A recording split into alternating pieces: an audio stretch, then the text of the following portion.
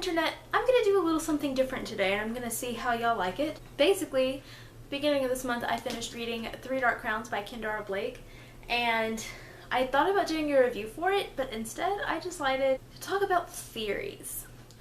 Don't worry if you clicked on this video and you have not read this book yet. I'm going to give you my full spoiler-free thoughts before I get into theorizing, but other than like spoiler-free thoughts, I don't really have anything to say about this book, but I have plenty to theorize about for book 2. So Three Dark Crowns is the first in a duology. It's set in this fantasy world where each queen gives birth to a set of triplet girls.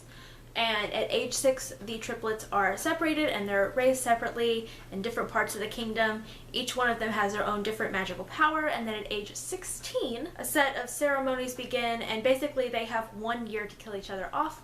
The last one standing gets to be the next queen. So this book kind of follows the events leading up to the beginning of that year, which I didn't realize, but that didn't make it any less entertaining or intense. It was so much fun to read. You follow a lot of different points of view, particularly the point of view of each of the 3 girls, and every now and then some of the side characters from their different storylines.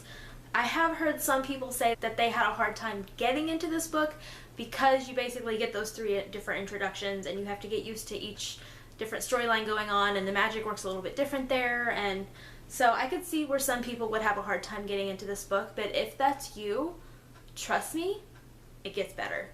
I didn't have a hard time getting into it personally. The different points of view and different situations and stuff didn't bother me. Like, I guess it was just something about the writing style that worked for me, but that was just me personally. But if you are struggling to get in this book, keep it up because it gets really intense, and I think it's totally worth reading. I gave it a 5 out of 5 stars, and I have a lot of theories about this book. So I'm gonna get into that now. So if you have not read this book, you should probably stop watching. Okay, so Three Dark Crowns. I have some theories. First off, I cannot pick a favorite. For a little bit, kind of towards the beginning of the book, my least favorite of the 3 sisters was Arsinoe. But she really grew on me, and now I really don't think that I have a favorite. I don't have one that I think might win over the other one, and I honestly don't know if I can predict which of the 3 stands the best chance of winning.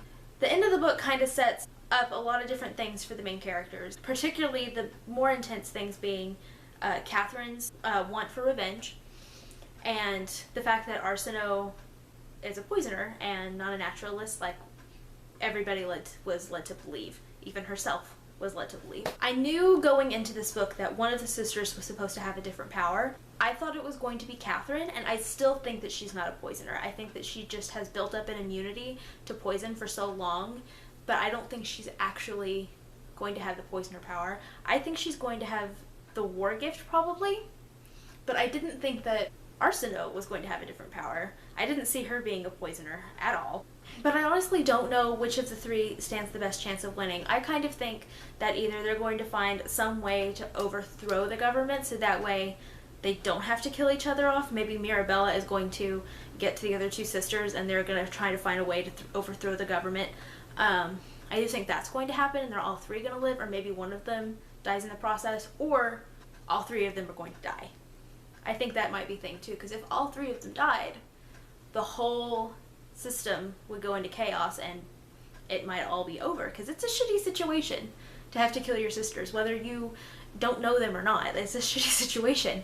And I get that there's like some higher power, the goddess or whatever, that's kind of leading the whole thing. Still, I wonder if those are going to be possibilities. Either that or one of them's going to win, and I honestly don't know which one stands the best chance.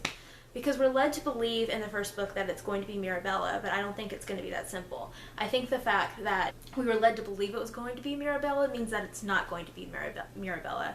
It's either going to be Arsinoe or Catherine, and I honestly don't know which one. I was talking to Trina from Between Chapters, who also recently read this book, and she had a really great theory that I also think makes so much sense, and she thinks that Jules is actually the 4th sister, which I think makes so much sense because we get a lot of her perspective. Out of all of the side characters, we get her perspective pretty much just as much as the three sisters. She's the strongest naturalist there is. It's constantly brought up that she's the strongest naturalist and that she has the power of a queen, so it would make sense. As far as the way she looks, I don't remember if we get a description of her, because really the only description we get of the queens is that they have black eyes and black hair. We don't get anything about their skin color or anything like that, so we don't actually know what their race is, which I think is pretty cool because you can kind of just picture it how you want to picture it. But I don't remember getting any descriptors about Jules. There might be some that I just missed, so if you remember that, let me know. But I think that the theory of her being the fourth sister makes so much sense, and I could totally see that being a thing. Because if Arsenault is a poisoner, we don't have a naturalist unless it's Catherine, which I doubt. But it could have easily been a case of the queen, I think Camille was their mom, Queen Camille.